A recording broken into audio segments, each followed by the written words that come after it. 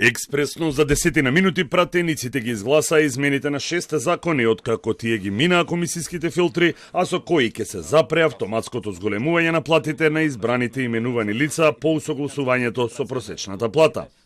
Со оглед на тоа што просечната плата минатата година е зголемена за 9,6%, платите на над 1000 министри, пратеници, суди и обвинители, членовите на судскиот совет и на советот на јавни обвинители, како и градоначалниците, требаше да пораснат меѓу 10 и 13.000 денари. Според пратеникот Скендер Реджепи од коалицијата Европски фронт, намалувањето на платите на функционерите нема да го подобри стандардот на граѓаните, туку тоа треба да се постигне со раст на минималната плата.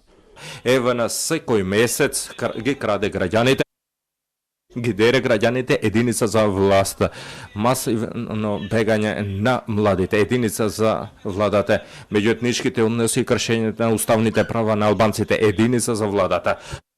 Борбата против корупцијата без ниту едно движење, единица за владата, реформи во судството, значи тотално враќање назад, единица, здравството во колапс, единица за власта.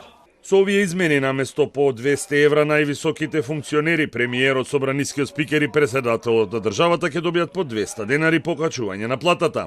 Со намалување на коефициентот за пресметка на платата од 3,47 на 3,17, сега ќе добијат по 140.675 денари.